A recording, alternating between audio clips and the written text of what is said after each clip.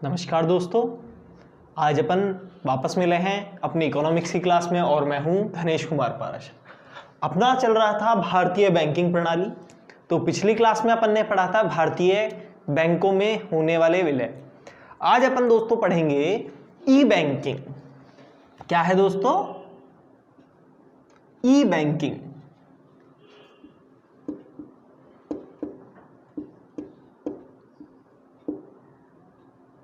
क्या है? ई बैंकिंग। तो अपन दोस्तों अब बात करते हैं कि ई बैंकिंग क्या होती है। तो ई बैंकिंग से अभिप्राय क्या है, ई बैंकिंग का मतलब क्या है? तो ई बैंकिंग इंटरनेट पर बैंक की वेबसाइट के माध्यम से बैंक खाते का संचालन। क्या है? इंटरनेट पर, इंटरनेट के माध्यम से, इंटरनेट के माध्यम से किस पर? बैंक की वेबसाइट पर, बैंक की वेबसाइट पर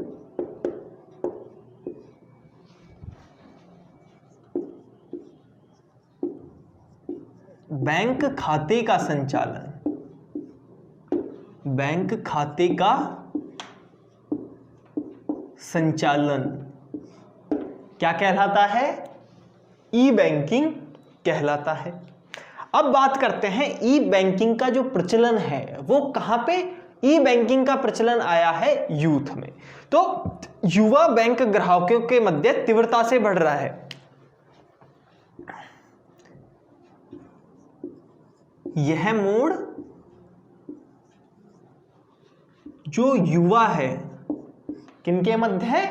युवा बैंक ग्राहकों के मध्य, युवा बैंक ग्राहकों के मध्य तेजी से बढ़ रहा है।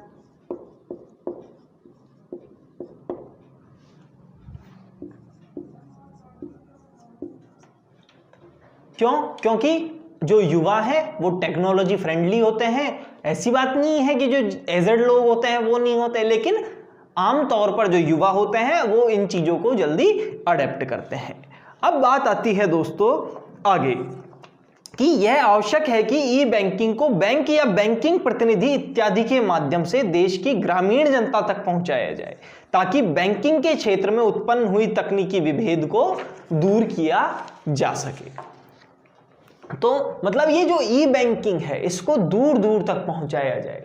दूर दूर तक पहुंचाने का कारण क्या है? ताकि हर आदमी तक इसकी पहुंच आसानी से हो, चाहे वो ग्रामीण क्षेत्र ही क्यों ना हो। तो इसकी ग्रामीण क्षेत्रों तक भी पहुंच होनी चाहिए, ग्रामीण क्षेत्रों तक पहुंच। तो दोस्तों ये चीज समझ में आई कि ई बैंकिंग क्या है। ई बैंकिंग आपकी ऑनलाइन इंटरनेट के माध्यम से बैंक की वेबसाइट पर आप जितने सारे बैंक से रिलेटेड काम कर रहे हो तो वो क्या हो जाएगा? आपका इंटरनेट बैंकिंग या ई बैंकिंग। तो ई बैंकिंग को अपन इंटरनेट बैंकिंग भी कहते हैं। अब दोस्तों अपन चलते हैं आगे।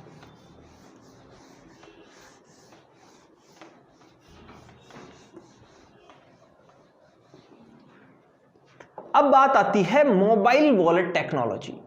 अब दोस्तों ई बैंकिंग जब से आया है तो एक नई टेक्नोलॉजी आई है। वो टेक्नोलॉजी क्या है? Mobile banking technology. क्या है दोस्तों? Mobile banking technology.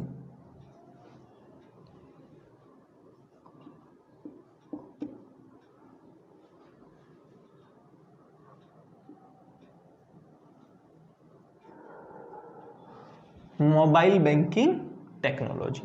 तो मोबाइल बैंकिंग टेक्नोलॉजी क्या है कि आप मोबाइल के माध्यम से क्या कर रहे हैं? बैंकिंग का यूज कर रहे हैं। तो वो तो क्या हो गई? Mobile banking technology. और इसी के अंतर्गत क्या एक स्कीम है मोबाइल वॉलेट स्कीम।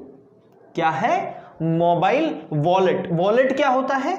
पर्स अपना, जिसमें अपन पैसे रखते हैं, जिसमें अपन पर्स रखते हैं, जिसमें पैसे रखते हैं, तो वो क्या हो गया? वॉलेट। मतलब आपके वॉलेट में, आपके मोबाइल में ही क्या है? आपका वॉलेट है, पर्स है। Mobile wallet technology, mobile wallet technology.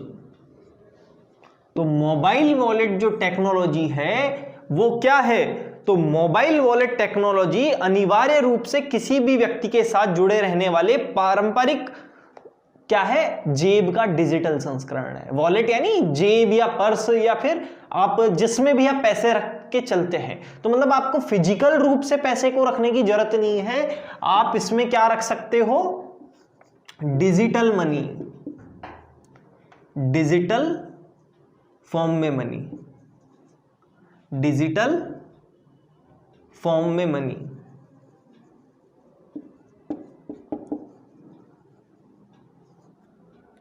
Digital form में क्या रख सकते हो? मनी रख सकते हो। और ये काम किस पे करती है? ये स्मार्टफोन पर, स्मार्टफोन पर काम करती है। मतलब दोस्तों, अगर आपके पास कोई भी क्या है? स्मार्टफोन है, तो स्मार्टफोन है तो आप मोबाइल वॉलेट टेक्नोलॉजी का यूज कर सकते हैं।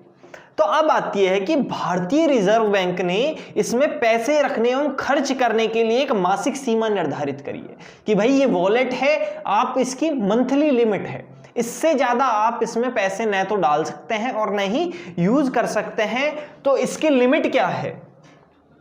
यहां लिख देता हूं मैं कि आरबीआई ने मोबाइल वॉलेट की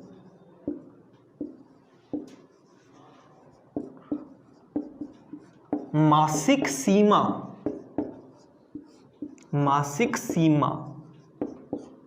20,000 तय कर रखी है। यानी आप 20,000 से ज्यादा रुपए का एक महीने में किसी वॉलेट में ट्रांजैक्शन नहीं कर सकते। मतलब आप 20,000 रुपए तक अपने वॉलेट में डलवा सकते हैं और उसे खर्च कर सकते हैं। और ये तो है साधारण शर्तों में बात। लेकिन अगर आप क्या करवा लेते हैं? केवाईसी। अगर आप क्या करवा लेते हैं? केवाईसी। अगर केवाईसी नहीं करवा रखी तो आपकी मंथली लिमिट कितनी है? 20,000। 20,000 से ज्यादा आप मोबाइल वॉलेट में यूज नहीं कर सकते। लेकिन अगर आप केवाईसी क्या होता है दोस्तों? Know your customer. ये भी एक आरबीआई की स्कीम है जो कि मनी लॉन्ड्रिंग एक्ट 2005 के तहत लाई गई थी। वो आपको कभी बाद की क्लास में समझाएंगे जब मनी लॉन्ड्रिंग की स्पेशल क्लास लेंगे। तो केवाईसी करवाने के पश्चात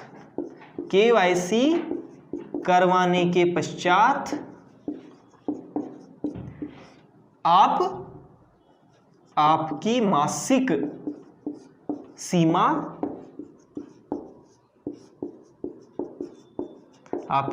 सीमा कितनी? 1 लाख रुपए तक बढ़ सकती है। 1 लाख तक हो सकती है। 1 लाख तक हो सकती है। तो ये समझ में आया कि मोबाइल वॉलेट का फंडा क्या है। ये मोबाइल बैंकिंग टेक्नोलॉजी हुई। मोबाइल बैंकिंग टेक्नोलॉजी में क्या हुआ था? मोबाइल बैंकिंग टेक्नोलॉजी में एक स्कीम आई मोबाइल वॉलेट टेक्नोलॉजी की, जिससे आप मोबाइल वॉलेट का यूज कर सकते हो, जो कि एक क्या है? डिजिटल फॉर्म में मनी रख सकते हो। स्मार्टफोन पर यह काम करती है। आरबीआई ने मोबाइल वॉलेट की मासिक सीमा साधारण व्यक्तियों के लिए 20,000 रुपए तय कर रखी है। और अगर आप केवाईसी करवा लेते हैं, अगर आप करवा लेते हैं दोस्तों, क्वेश्चन यही बनता है कि केवाईसी करवाने के बाद मासिक लिमिट कितनी बढ़ सकती है? 1 लाख रुपए तक। तो ये तो था आपका मोबाइल वॉलेट टेक्नोलॉजी के बारे में। अब अपन बात करते हैं कि भारत में कौन कौन से ऐसे मोबाइल वॉलेट कंपनियां हैं जो आपको ये सुविधाएं प्रदान करती है।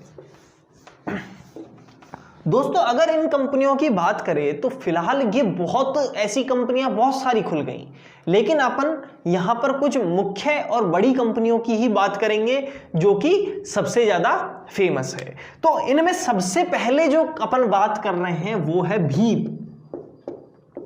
ये जो भीम है ये किसी और की नहीं, ये भारत सरकार की एक कंपनी है। भारत सरकार द्वारा इसका क्या किया गया था, उद्घाटन किया गया था। भारत सरकार की ये खुद की योजना है। तो BHIM भीम, इसकी फुल फॉर्म क्या है, Bharat interface for money. Bharat interface for money. ठीक है, क्या है, भारत इंटरफेस फॉर मनी। तो ये किसकी है, ये भारत सरकार का एक खुद का प्लेटफॉर्म है। वित्तीय लेन देन हेतु भारतीय सरकार के उपक्रम भारतीय राष्ट्रीय भुगतान निगम। दोस्तों ये चीज याद रखना सबसे इंपॉर्टेंट है कि किसके द्वारा स्टार्ट की गई थी ये, NPCI। किसके द्वारा, national payment corporation of India. किसके द्वारा, national payment corporation of India.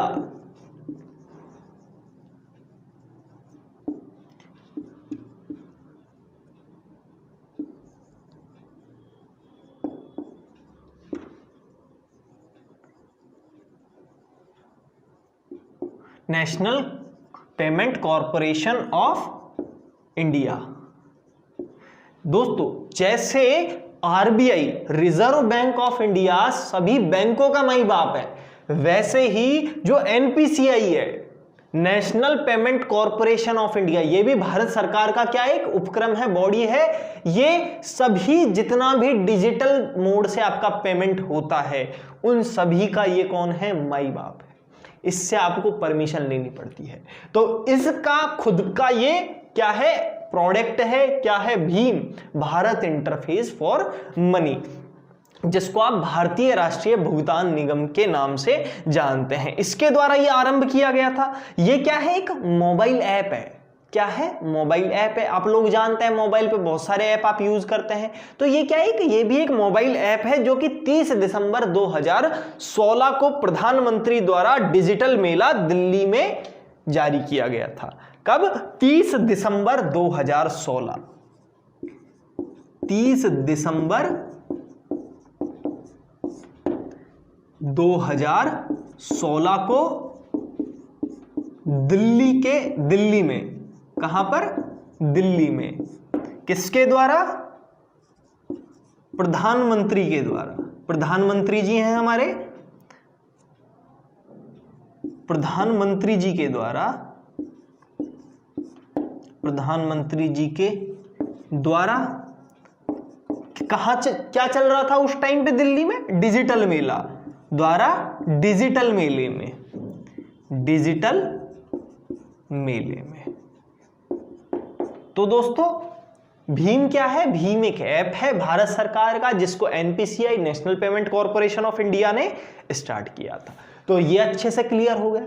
अब अपन बात करते हैं नेक्स्ट की। तो ये तो था भीम के बारे में।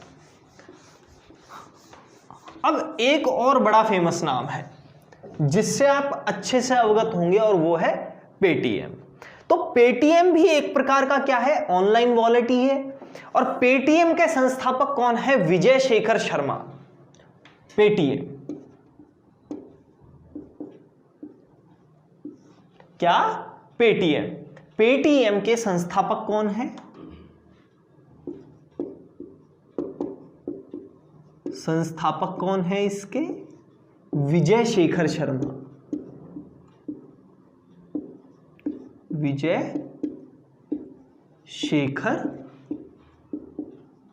शर्मा, ठीक है। तो विजय शेखर शर्मा इसके कौन है, इसके संस्थापक है। पेटीएम क्या है, एक फाइनेंशियल सपोर्ट सिस्टम है। ये क्या है, एक पेटीएम एक क्या है,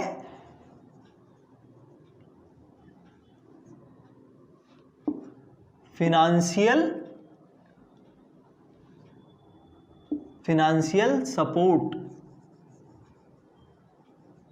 सपोर्ट सिस्टम है।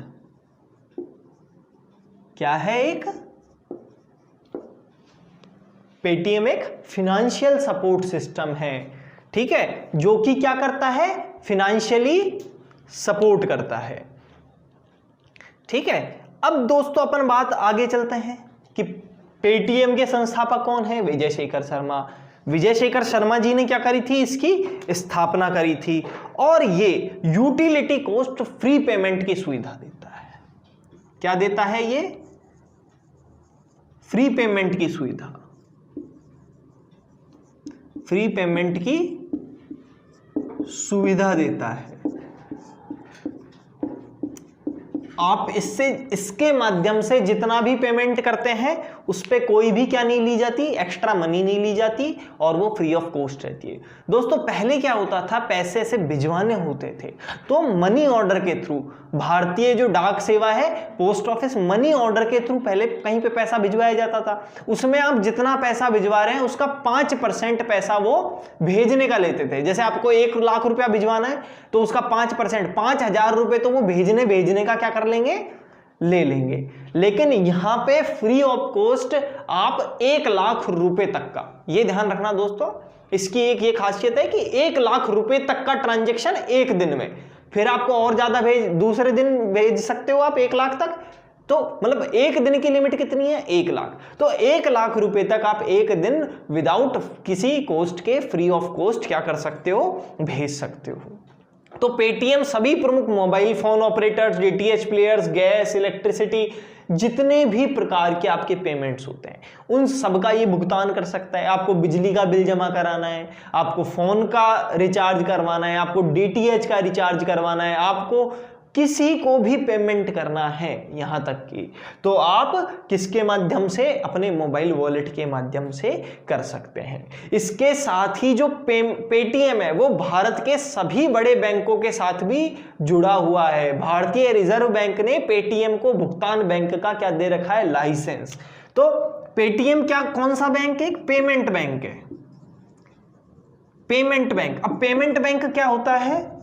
जो कि पेमेंट से रिलेटेड वर्क देखता है। जितना भी आपको भुगतान करना है तो पेमेंट बैंक का लाइसेंस क्या है इसके पास? पेमेंट बैंक का लाइसेंस है। किसके द्वारा? आरबीआई के द्वारा। आरबीआई ने इसको पेमेंट बैंक का क्या दे रखा है दोस्तों?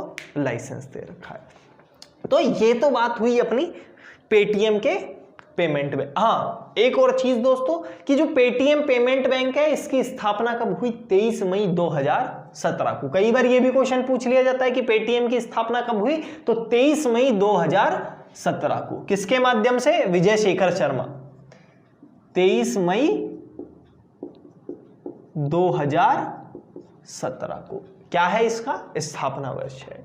और ये क्या है? एक पेमेंट बैंक है। लाइसेंस इसको आरबीआई ने दे रखा है। और अभी अगर आप करंट अफेयर्स पढ़ेंगे तो जो पेटीएम है इसको आरबीआई ने एक पूर्ण बैंक का दर्जा भी दे दिया है। अब बात करते हैं, पेटीएम भुगतान बैंक ग्राहकों के खाते में 25,000 रुपए जमा करने पर 250 रुपए कैशबैक की पेशकश भी करता है। मतलब इसने कैशबैक योजना भी चालू करी थी कि भाई आप इतना पैसा जमा कराएंगे तो आपको इतना रुपया कैशबैक मिलेगा, इतना जमा कराएंगे तो इतना रुपया कैशबैक मिलेगा। तो ये तो चलो खैर अलग फंडा है। तो ये चीज समझ में आ गई पेटीएम के बारे में। अब अपन इसी कड़ी में आगे चलते हैं।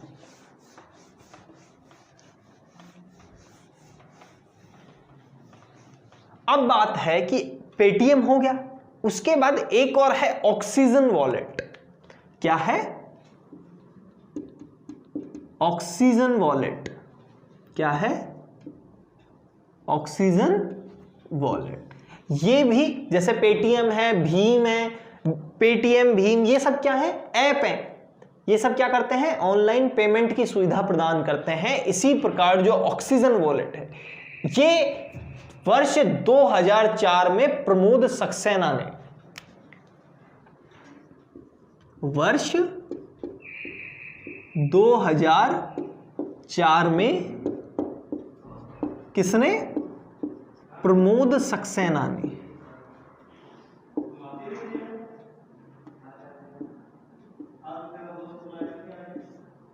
सक्सेना ने इसकी स्थापना करी।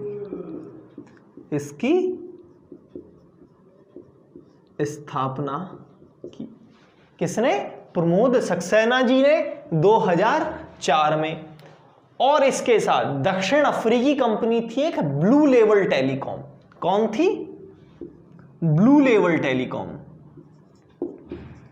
दक्षिण अफ्रीकी कंपनी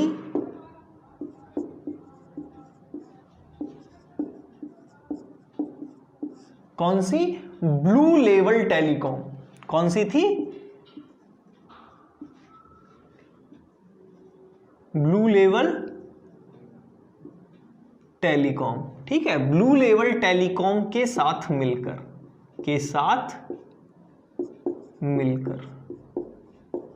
तो 2004 में प्रमोद सक्सेना जी ने दक्षिण अफ्रीकी कंपनी ब्लू लेवल टेलीकॉम के साथ मिलकर क्या करी? इसकी स्थापना करी। ये भी वही सेम काम करता है पेटीएम की तरह। इसका भी क्या काम है? ये भी एक डिजिटल वॉलेट कंपनी है। क्या है? ये भी एक डिजिटल वॉलेट कंपनी है। लेकिन दोस्तों ये याद रखना, इसको आरबीआई ने पेमेंट बैंक का लाइसेंस नहीं दे रखा। ये सिर्फ क्या है? Digital payment company. क्या है दोस्तों? डिजिटल पेमेंट कंपनी है। तो डिजिटल पेमेंट कंपनी हो गई। और इसकी राष्ट्रीय भुगतान नियम ने क्या करी थी? इसकी भी मान्यता प्राप्त है। किससे? एनपीसीआई से। तो कोई भी जो वॉलेट कंपनी है, जैसा कि मैंने आपको बताया था, कोई भी कंपनी है उसको किससे लाइसेंस मिलना चाहिए, किससे मान्यता मिलनी चाहिए? एनपीसीआई से। तो दोस्तों अब अपन बात करते हैं कि आज अपन ने क्या क्या पढ़ा। तो आज सबसे पहले अपन ने क्या पढ़ा था? ई बैंकिंग क्या होती है। ई बैंकिंग में अपन ने क्या बताया था कि जो मोबाइल के माध्यम से, इंटरनेट के माध्यम से किसी भी बैंक की वेबसाइट पर खाते के संचालन से होती है।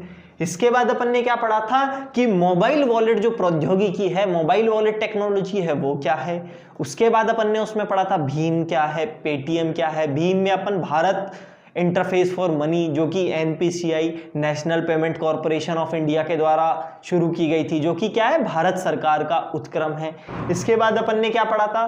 पेटीएम पढ़ा था। इसके बाद अपन ने ऑक्सीजन वॉलेट पढ़ा था। तो आज वर्तमान समय में ऐसी बहुत सारी कंपनियां हैं, आपने नाम सुना होगा, फोन पे है, गूगल पे है, और ऐसे ही न जाने कितने, आपका अमेजोन पे है। बहुत सारी पेमेंट बैंक्स, पेमेंट कंपनियां, डिजिटल वॉलेट कंपनियां आ गई हैं मार्केट में। लेकिन मुख्य रूप से जो बड़ी कंपनियां थी, जो शुरुआती कंपनियां थी, जो शुरुआत में स्टार्ट हुई थी, जिन्होंने सबसे पहले स्टार्टिंग करी थी, उनके बारे में मैंने आपको बता दिया। तो दोस्तों मिलते हैं अब अगली क्लास में। धन्यवाद।